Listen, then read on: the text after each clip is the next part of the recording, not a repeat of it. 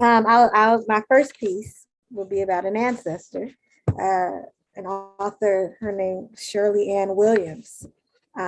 She wrote a book called Dessa Rose that's very revered when you look at novels and fiction on enslavement of Black people in the U.S. And she was my professor when I was at UC San Diego. So this is called Office Hours. I walked into her bright office. The room was a collage of her life, posters from trips to Europe, awards hung there too.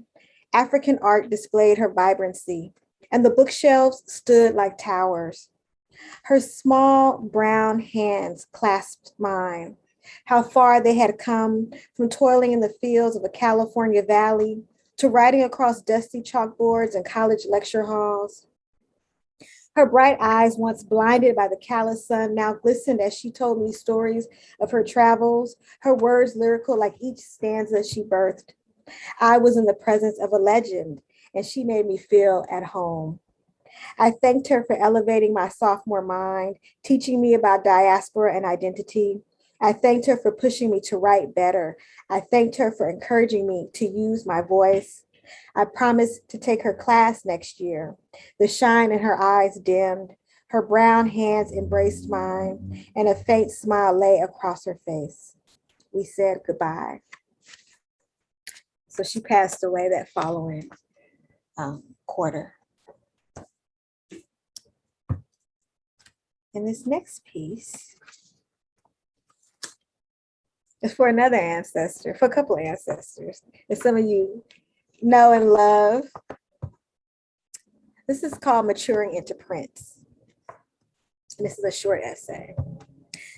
My aunt and I were family's versions of Rudy and Vanessa from The Cosby Show.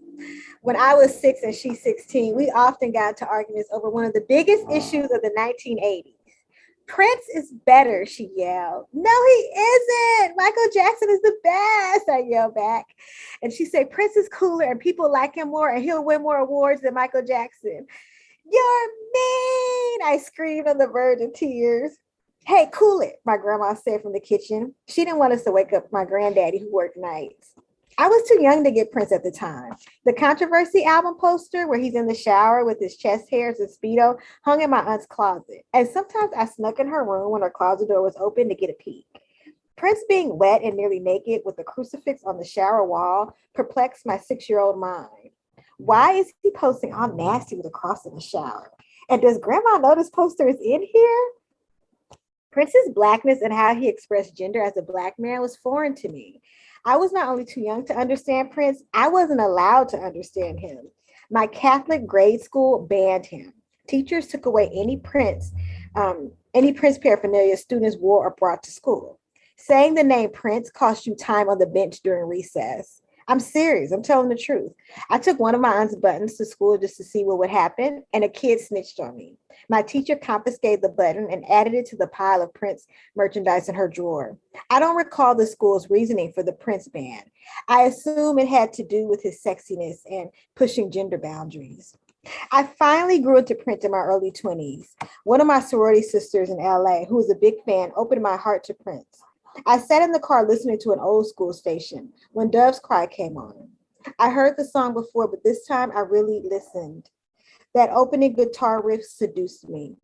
I was recovering from a breakup at the time, and like the song, someone I cared about made me feel alone in a cold world. I loved the rawness and vulnerability in the lyrics. I felt his emotions when he alternated the pitch in his voice. The song spoke to my soul. I bought the Ultimate Prince Collection CD from the Circuit City that day near my place and have been under his purple spell ever since. I began to understand him, broadening ideas of Blackness and manhood, breaking gender norms, being unashamed about sexual desire, looking at the complexities of love, embracing being different, challenging an industry notorious for stealing from Black artists, and celebrating life. I get it now. In 2009, Michael Jackson died. I was living in LA and drove to his star on the Hollywood Walk of Fame to pay my respects with the other fans. Many of us had a feeling Michael Jackson's days were numbered because of his behavior. MJ's passing hurt. Prince's death 7 years later hit me harder because it was unexpected. After his death, I celebrated him in a short purple dress, fishnets, and boots at the Cat Club in San Francisco for a Prince-themed night. I regret never seeing Prince live in concert. I was living in Oakland when he gave one of his last performances, and I needed to save money because I was unemployed. I decided to wait for him to return for a future show. Big mistake. Who do I think is better between Prince and the King of Pop? Both artists were geniuses who left us too soon. And ironically, because of pharmaceutical drugs, our drug culture and big pharma took advantage of people is another issue. I will never compare the two, nor give my aunt the satisfaction of thinking she's been right all of these years. I will play their music. There's room in my heart for both of them and space on my closet wall for a Prince poster. And I'll read, I think I have a couple more minutes. I'll read a few more pieces. 359. We made love in room 359.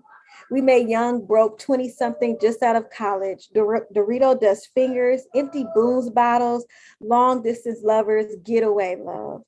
We did it like no one who stayed there before, like no one was next door, like the days had no hours. We sealed our sweaty brown bodies under stiff, chalky sheets, while tour pamphlets and condom wrappers lay across the floor. A refuge from deadlines, expiration dates, and people asking, what's next after college? Over 4 days, we licked and kissed in a timeless space, a mini paradise of laughter, our private poetry reading, and cable TV, where worries died before speaking them. Shh, just don't even talk about it. On that final morning, we made love like we would never see each other again. Then time intruded in the form of a wake-up call from the front desk. He had a flight to catch. I had to get on the road. We moved in silence, broken by the rustle of me brushing my hands in his hair. We dressed, carried our luggage and memories, leaving the room keys behind.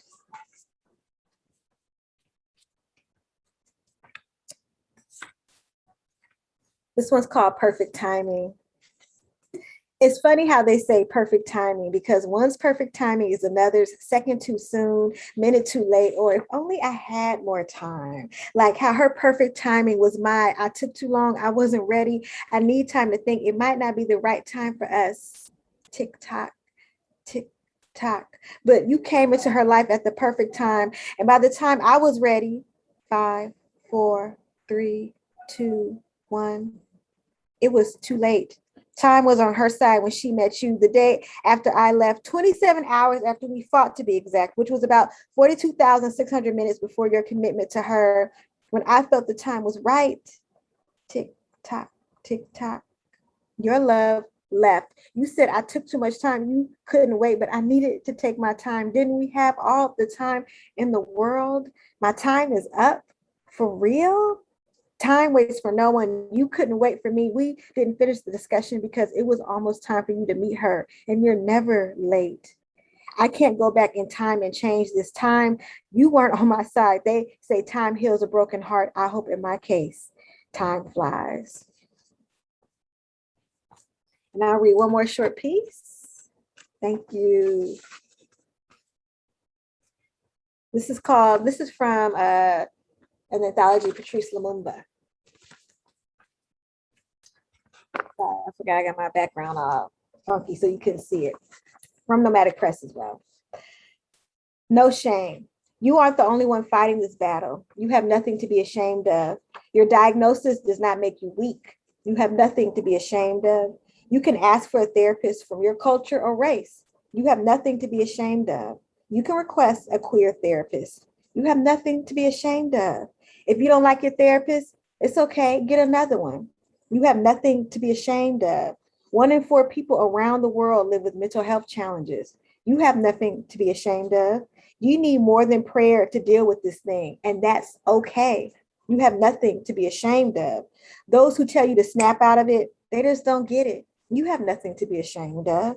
We live in a sick society that lacks compassion for people with mental illness. You have nothing to be ashamed of.